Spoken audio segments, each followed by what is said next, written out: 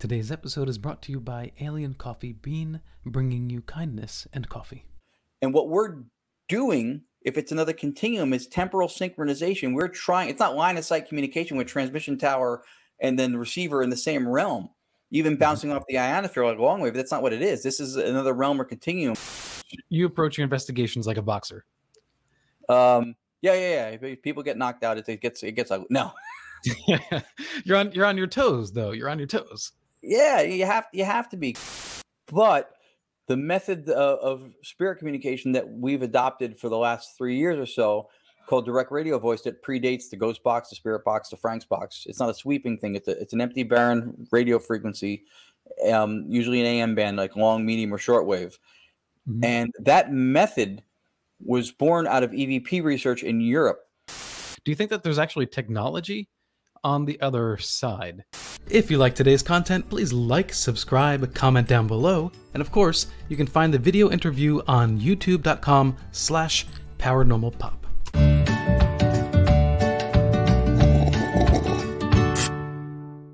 Welcome back to this episode of Coffee and UFOs. My guest is paranormal investigator Ron Yacovetti. Ron, welcome to Coffee and UFOs, brother. Thank you for having me. Very, very cool to be with you again. We haven't been on air on the show together for a little while, but always look forward to it. We haven't. Cheers. And we've just established that you are a coffee drinker. Oh, yeah. You kidding? My whole day is sponsored by Folgers half the time. Yeah, I'm literally sponsored by Alien Coffee Bean Coffee. So, oh, that's awesome. I just named a generic brand that people would know, but that's. I have to try your coffee. Yeah, the Colombian brew, the dark brew, man. I have this theory that despite what chemists say, light brews are not as strong as a dark brew. I just get a kick when I drink like a really rich dark coffee. Yeah. I just found out that you're the author of Paranormally Speaking, Knowingly Talking to the Unknown. So when's that coming out? I just found out too. I can't even read. That's astounding. No. This month, March. I don't have an exact release date, but Beyond the Fray Publishing, who are fantastic people, they're releasing it this month, probably within probably 2 weeks or less, give or take. We're back and forth in the final stages of it. Excited. It's my first book. I have a second one that's almost done, and that one will be promoted. There it is, alongside of it. So yeah, you can see that their artist who does all the covers and stuff like that is phenomenally talented. As soon as I saw what he did with this, I was like, wow, it's I hope it's good. I don't even remember what I said. But that's when you're in it deep. You can't even remember what the last investigation was, or what the last. What was I talking about? Yeah. And I mean, you're busy, and you're saying that too, and that's awesome. So how long have you been investigating the paranormal? So I'm in New Jersey now, not to brag. I'm in New Jersey. And my guest on Paranormal Now recently was from New Jersey too, so it's a Jersey week. Oh, really? Mm-hmm. Yeah, it's it's fun to poke fun, but I'm from here. I used to live in Los Angeles from 2000 to 2014. I started when I was out there, so I'm around a little over the 10-year mark, give or take. And I started out just doing the run-of-the-mill ghost hunting like everybody else. It's fun. It was my gateway drug into the paranormality. But I was always, right from the beginning, very fascinated with the real-time communication stuff from ITC, Instrumental Trans-Communication. Even when all I knew was the little spirit box, SB7 from TV, I saw it work, and it was mind-blowing to me. And so now, flash forward 10 or so years later, that's where my area of specificity is with regards to audio and spirit communication through radiophony, the use of radios. Have you ever seen a ghost with your own eyes? I have not. I would like. I hesitate to say I'd like to, because just because we all have. If you don't have some level of skepticism and self-doubt, even when something happens, like I always joke that people who are so against paranormal stuff, if Bigfoot handed them his car keys, they wouldn't believe in him.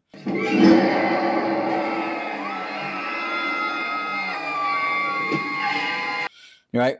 But to be fair, if that happened to me, I would even doubt, like, there's always that little piece of you that should have the skepticism. So I have not, but I would like to. I think just for a little bit of the self, I guess, verification of, you know, there's so many different levels to what we do, visually, audibly, you know, sensory wise, that you kind of want to run the gamut of experiencing everything. I mean, I don't want to see it in my home necessarily, but just for the experience of it, part of me thinks, you know, maybe it'd be interesting to do, but I've not had that experience. I've the closest I've come was a very bizarre apparition, or two in a photo from the Queen Mary, and the other one also from the Queen Mary was a full hooded robed shadow figure that I captured in 2013. But that's just visually as close as I've gotten. Yeah. I kind of feel like that sense of doubt, it's like people that who first saw airplanes in the sky, and some people couldn't process it. Right. And I think when you see something over and over again, it becomes regular. It's just easier to believe. Right. But yeah, I mean, if you have a one-time contact experience, it's kind of easy to say to yourself, did I really Right. see that? Well, Arthur C. Clarke said any sufficiently advanced technology is almost indistinguishable from magic. And that's what we're up against. Even when you have the experience, you'll still have some levels of doubt and questioning and skepticism, and that's okay. When it gets to the level when you no longer give any credence to data, to actual data, when something's measurable or just you can't explain it, then that's when you start leaning a little bit too much into the bias column, and you got to check yourself. What have you seen that's really kind of blown your mind? Paranormal. It doesn't have to be a ghost necessarily. Like visually, mm-hmm.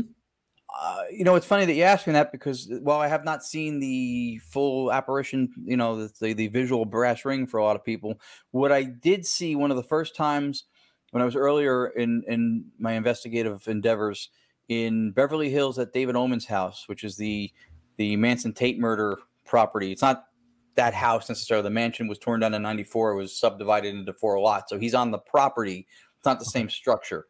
But the first time I was there, close to 10 years ago almost, there was a group of people who were standing by the bar area on his middle floor. You enter in the middle floor, or the top floor rather, and then you go down and then down. The levels go down. A normal house like an East Coast would go up, right?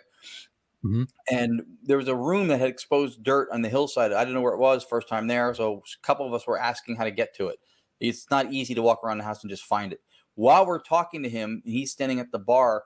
Behind him, a full movie poster with a glass front and a frame came off the wall by itself, one hook at a time, like a person would take it off, like one hook, then the other hook, and then it was going to pancake down right next to him, and it would have shattered on the bar. But he kind of caught it real fast when he saw our eyes, like in amazement, and he caught it before it hit the bar. Nothing was taken out of the wall. I think one of the hooks came off with it, mm-hmm. but it was no. I mean, we looked at it. There was no trickery or anything going on with it. It was really bizarre. That house is probably the most consistently active place I've been. Did he ever say this is normal? This happens here, or was that a one-time thing for him as well? That specific instance of the photo of a big thing like that coming off the wall, that was the first time he said that ever happened there. But that type of stuff, noteworthy, insane stuff, moving with almost like a poltergeist on steroids, kind of a thing going on. Yeah. That happens a lot there. He's got, I mean, the USGS considers it a geomagnetic anomaly. He's got, like, the exact numbers I forget, but I think it's like positive 5,000 milligauss by the front door, and then by the spiral staircase in the back that goes between floors, it's like negative 5,000.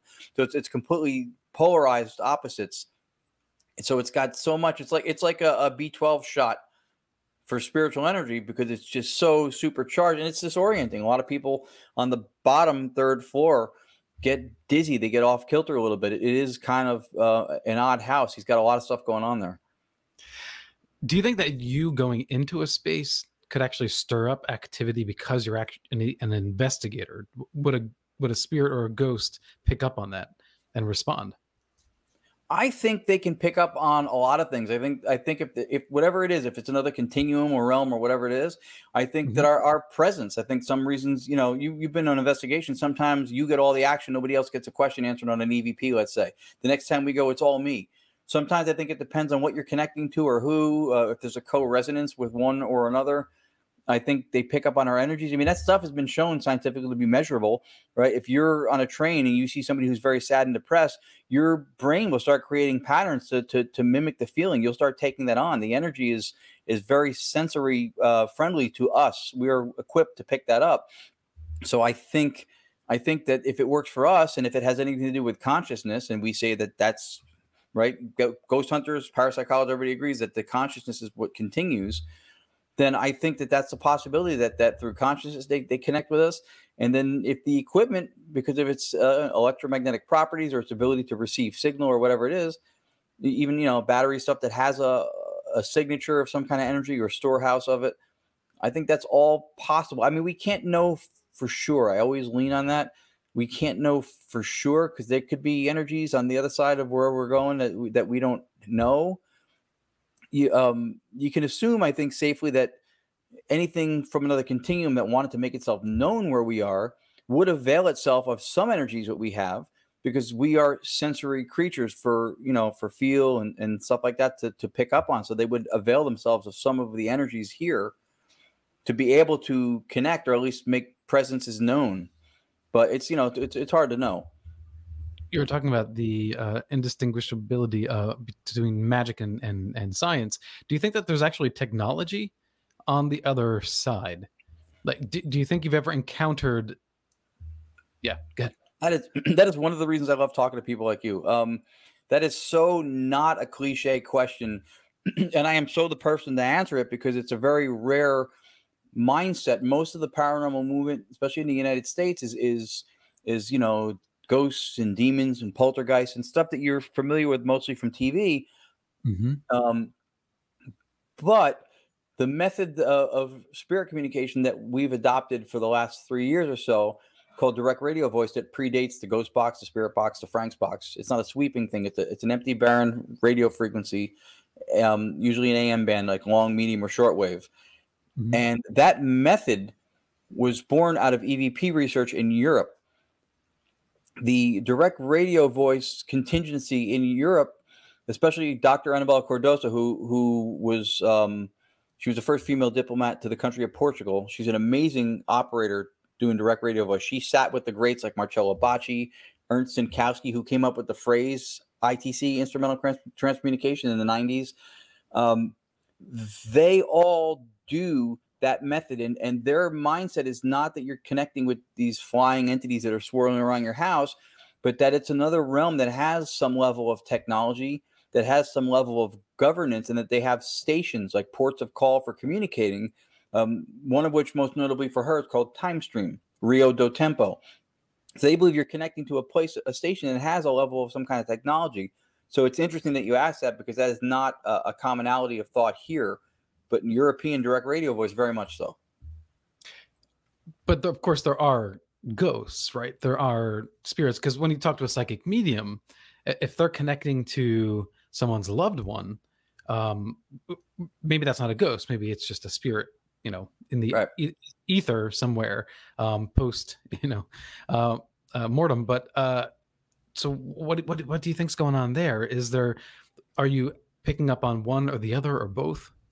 It could be both. The problem with us is we as human beings, we need to have everything nicely bucketed and categorized so that we could just file it and pull it when we need it. And the truth is that I think all those things are realities, but to know with certainty of which you're communicating or connecting to at a given time, it's almost like trying to be a witness on a police lineup with a blindfold. It's like you don't have all of the characteristics that you need to really clearly define.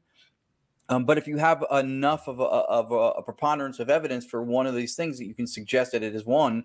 But yeah, I mean, I think spirits and or ghosts or whatever, there's a huge contingency that believes that what that is, when we continue on, is that's consciousness. That's our consciousness continuing.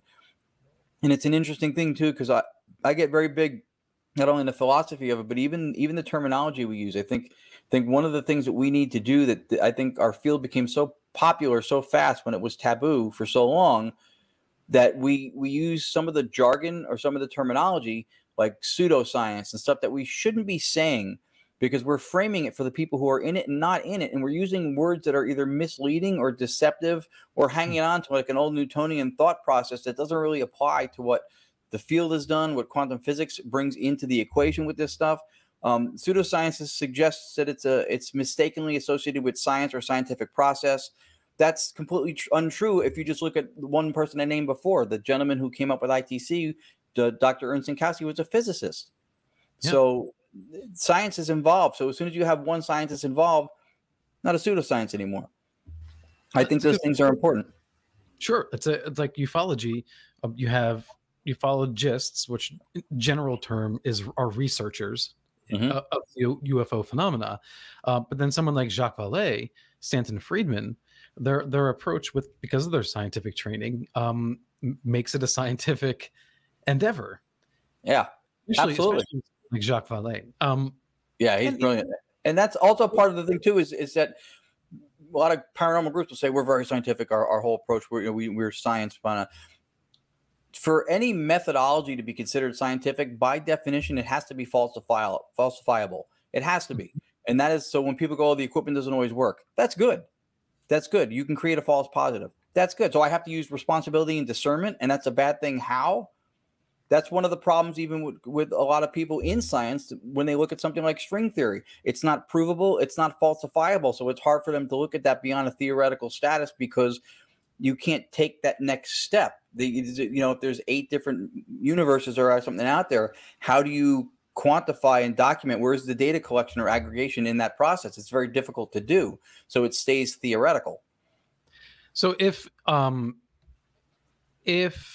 you are communicating with some other technology on the other side, how do you approach that in a different manner, or is your approach the same across the board?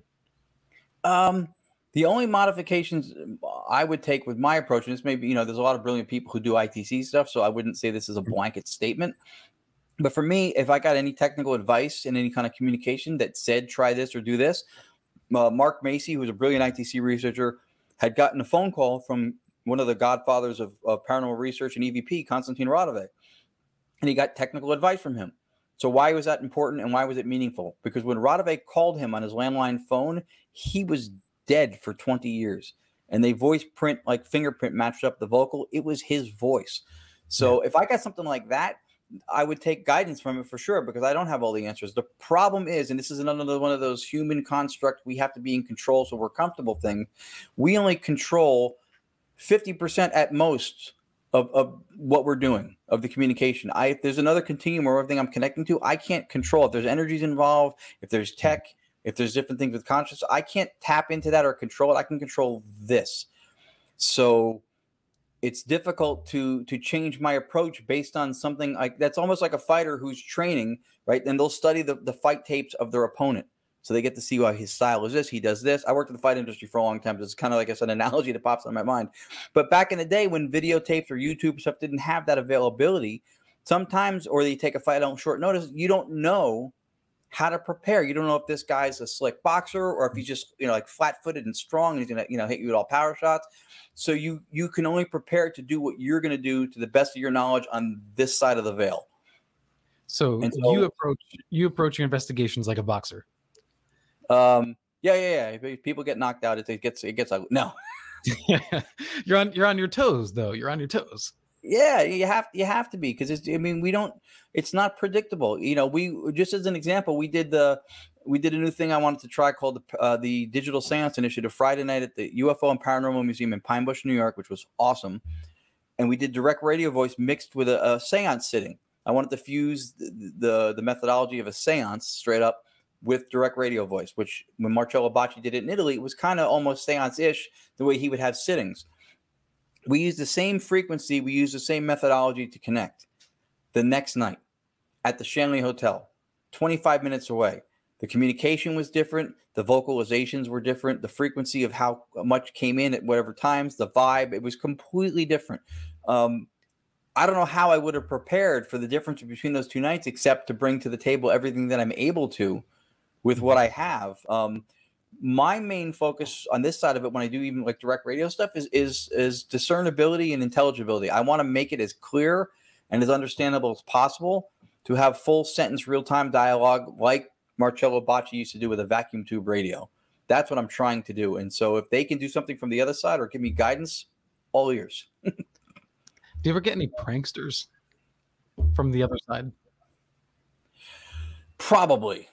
I think, if consciousness continues and if you take life experience and who you are with that, then I'm sure that sensibilities and stuff like that will go with you too. So,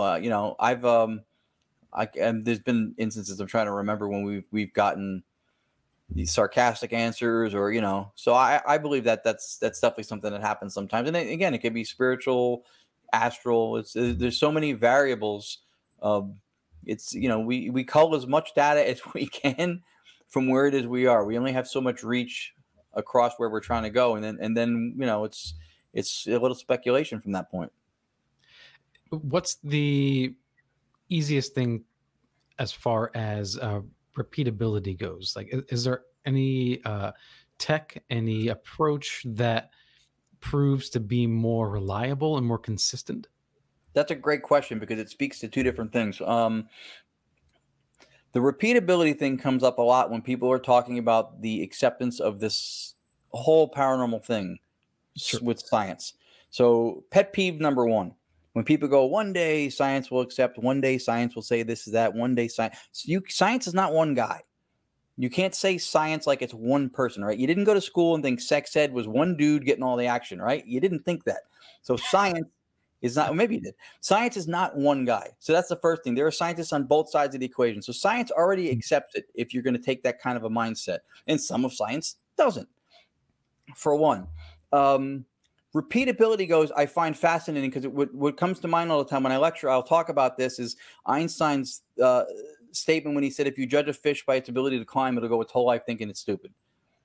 So you can't assess certain things a certain way. It is not a reasonable or fair measure or even an evaluation of the efficacy of the method itself. And by the way, before I even explain that part of it, Marcello Bacci in Italy, in Grosseto, Italy, he went into, I think he went into a closed lab setting. He had a whole scientific team from Italy called Il Laboratorio who investigated him with his radio open. They took vacuum tubes out when that was pre-transistor, how they worked. They investigated every ounce of what he did, every part of his process. He did it repeatedly. He did it under controlled circumstances. They had signal trackers on the outside of the room. So if any RF signal was coming into the environment, they would get a hit on it.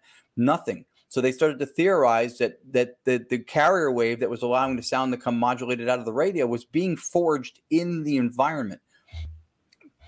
But when it comes to the repeatability thing with spirit communication, this is where I have the problem with it, is you have to do it 3 times in a row under the same conditions for them to go, all right, you have a repeatable thing, now it's scientific. Here's the problem with that. When you talk about communication, right, you're talking about an intelligence. You're expecting to dialogue. You don't talk to your couch.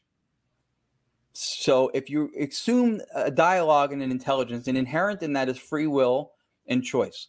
So just as an example, I may call you tomorrow and you don't pick up the phone, right? You may look at it and go, oh, I got 10 minutes before I got to be at work. Oh, I can't talk to him now.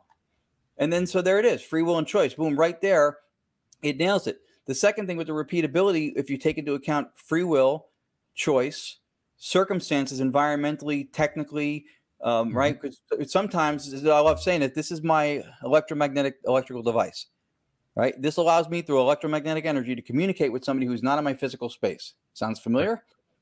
If I call my father 10 times today and he picks up the phone once, by that standard of measure, repeatability 3, my dad doesn't exist because I have a 90% fail rate and I couldn't get him more than once, even though maybe he wanted to talk, but he was driving in a bad signal area.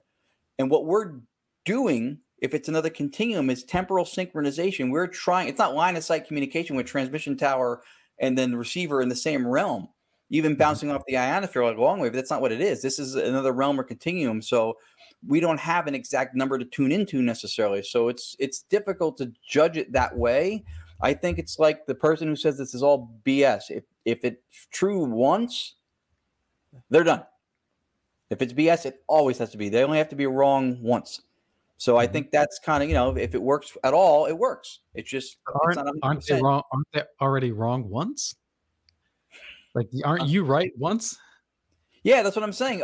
If for somebody who thinks that this stuff is possible, you only have to be right once.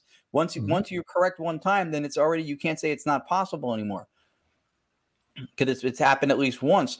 When there is a plethora of evidence that speaks to the authenticity of the communication, direct responses, speech cadence that is at a rate that is not replicable or even the decibel level by the human vocal tract, EVPs recorded with devices that don't have microphones.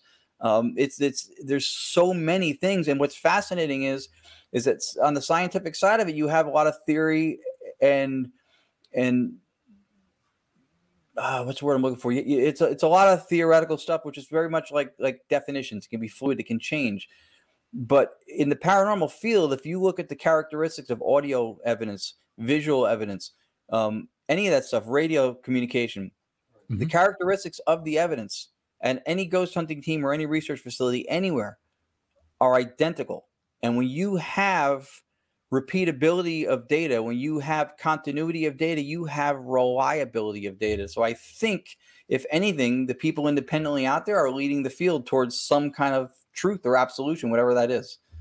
So then do you think the problem is because, you know, the parallel that you're using with consciousness and, you know, free will and the inability for repeatability, because of that, whatever the spirit or ghost is you may be communicating, or interdimensional, is the solution then not to just rely on the study that Ron does, you know, or another investigator does, but to bring it all together? Like, is there a way to correlate all of your work? Yeah, that absolutely. Get a wider view. I mean, you have all these paranormal investigators across the world. Yeah. And is there any central study that has looked at all of these, you know, different cases and brought something together? Not to the level it should be. There are certain factions of people who are in the field who may communicate and share data and look at trends and stuff. And certainly some of the institutes that do psychical research, like the SPR or Ryan or Monroe, you know, will do that also. But the paradrama stuff has to be gone, and we have to be open to other people getting stuff, and we have to be able to share. And, you know, some people will find something or build something, and then they won't want to tell anybody else what it is. It's just my thing, whatever. I mean, that's fine if that's what you do, but I mean, ultimately, yeah, you have to pull data together to see if you can start finding trends or something that works. You may find something across different groups or a collection of people that wouldn't have revealed itself trend-wise, maybe if you were just looking at one person's work. And the other part of it with the free will stuff, it's not an inability to do repeatable stuff, because Marcello Bacci did it. That's the other thing too. If for anybody to argue the authenticity or genuineness of ITC or spirit communication and not mention his name or bring him into the equation, it's like going to court and leaving the smoking gun at home. He was tested beyond what anybody in ITC has had to do, jumping through hoops to this day. His results were beyond anything all of us have gotten, I think, to this day. So he would be the prime example. Yeah. A prime example of what he's done? No, he would be the prime. Oh, absolutely. Yeah. Of repeatable data, of proof. Is that the word you would use? Yes, I would. And the problem is that people have this all-knowing, all-encompassing, put it to rest definition of proof. And the problem is that proof runs into bias. And bias trumps proof. You know, if somebody is vested in a position, whether it's, you know, they're protecting their tenure or their career, or it infringes upon a religious belief or whatever it is, they won't look at data. Some people will do studies, and if they get above chance results on data, there's something called the file drawer problem. They won't release the paperwork. They won't publish it because it's not enough for them to go out on a limb on it, even though when you're looking at the full picture, anything above chance is measurable. That should absolutely be counted in the equation. So it's an interesting, yes. That's all right. It's an interesting thing to look at that way, because Bocce did everything that they tested him with. They one of the gentlemen from the Italian group at Laboratorio told him, you have 3 vacuum tubes in the radio. I'm going to take 1 out. If you still get vocals, I'm going to take 2 out. If you still get them, I'm taking all 3 out. If you get them, then I'll eat the tube. And they did it. 1, 2, 3. And he still got anomalous voices. And the guy was like, all right. And Bocce goes, no, don't eat tube. It's class.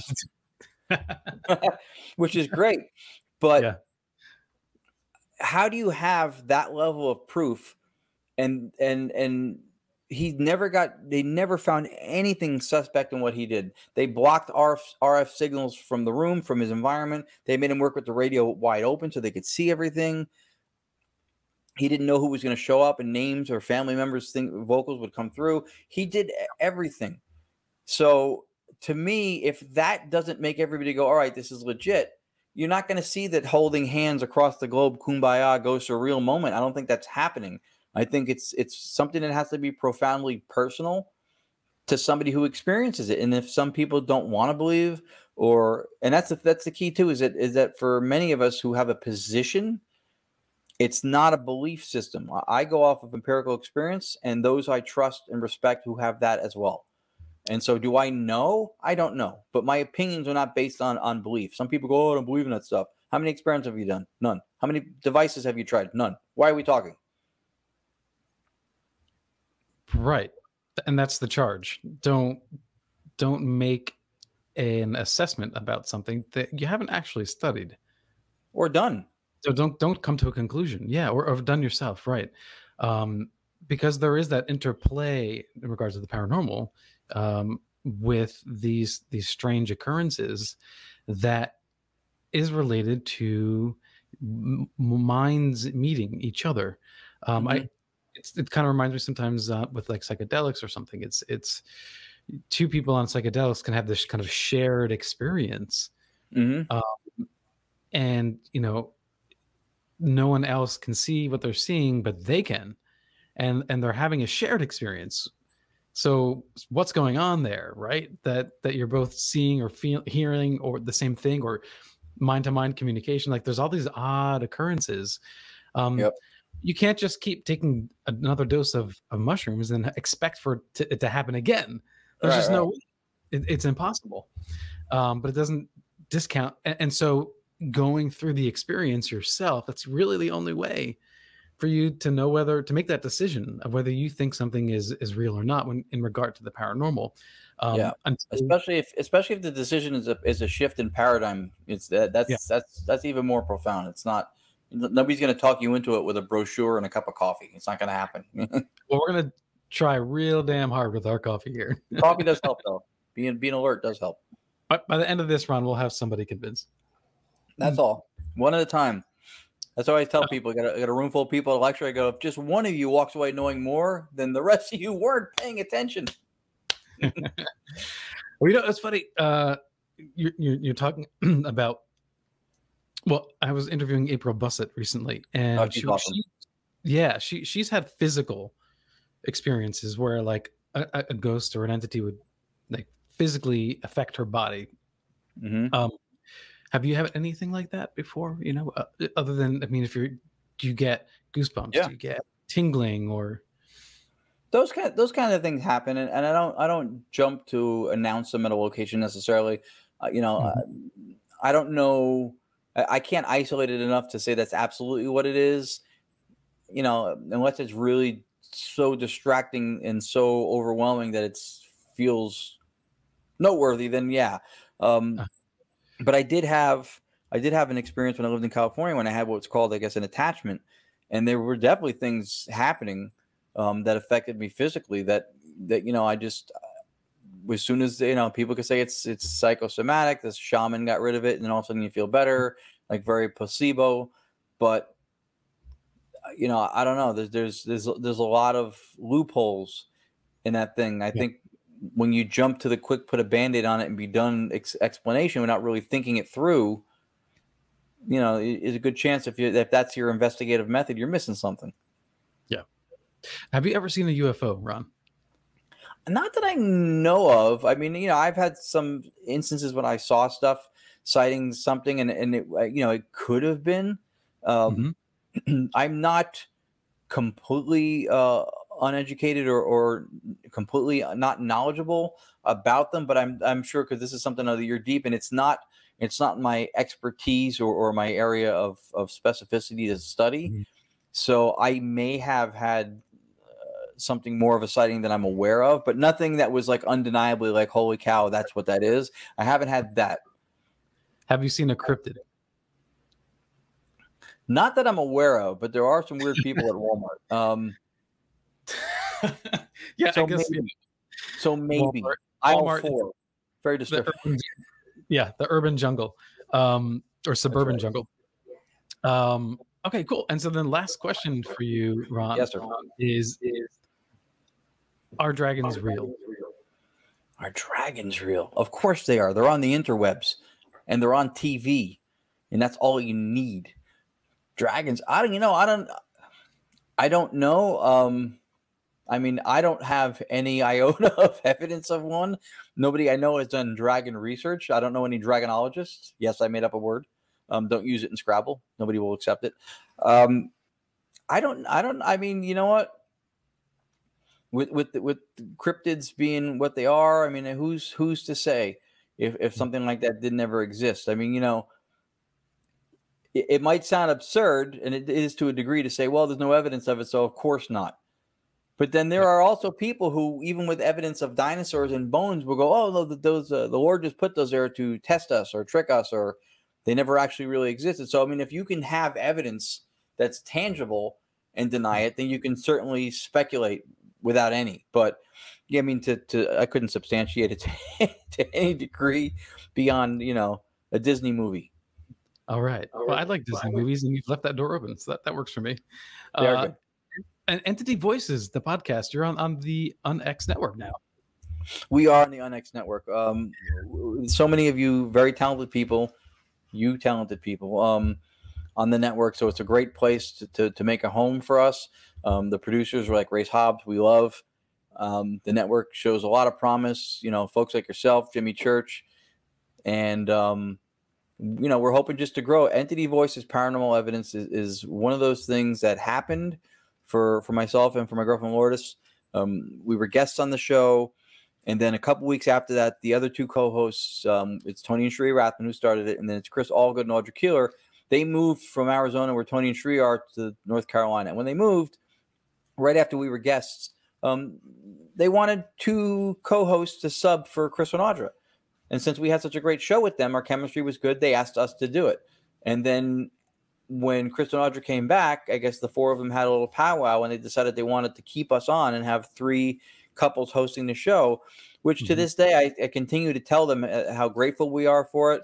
The exposure that we get on the show, the opportunity to see other people who present evidence and their theories and thoughts and agree with it or not. It's just so amazing to hear so many different people's perspectives and thought processes, see their evidence. And those are, you know, four people that we get to do a show with and join every week, every Monday night. Four of the best people that I know. They're all such really good soul, good-hearted people. And so it's very cool. We're very honored and grateful to be a part of it. Yeah, I love the whole team. You guys are all extremely knowledgeable, professional, and fun too. You know, it's a great show. It's a hangout, and I really appreciate it. And I think it's one of the best shows out there for people to learn and break into. I appreciate that. Paranormal investigation, as well as those who are, you know, already deep into it. Ron, how can people get in touch with you? Well, I'm on the Book of Face. I'm on the Facebook under my name, Ron Yacovetti, right down there. I have Instagram and Twitter. I don't use those as much. Our website is gonyacparanormal.com. It's GONYAC. There it is.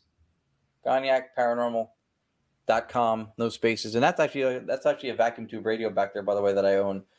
That's like the one that Marcello Bacci used. So technology is definitely a part of spirit communication, but when the best stuff you've ever seen was done with something like that, that's what made me think that there's more to this than just tech. You know, it helps, but that's love of the pursuit. I love it. Ron, thanks so much. Thank you. This is awesome. Always a pleasure to hang with you. Always. Right on, brother. All right. And thank you for joining us in this episode of Coffee and UFOs. If you are in the New York State, New Jersey, Pennsylvania area, maybe even Connecticut, if you want to come on down to the Pine Bush UFO and Paranormal Museum on April 1st, I will be giving a lecture on why it is, or why I think it is, that we are all so deeply drawn to the paranormal, whether it be cryptids, UFO investigations, ufology, and we'll really dive deep into the spiritual aspect of it. And you will also get exclusive screening of a clip from my Half-Light documentary that is coming out shortly. So everyone at that Pine Bush lecture on April 1st will have the first viewing of that documentary. So hopefully I'll see you there. Until next time, peace and love, and live in the mystery.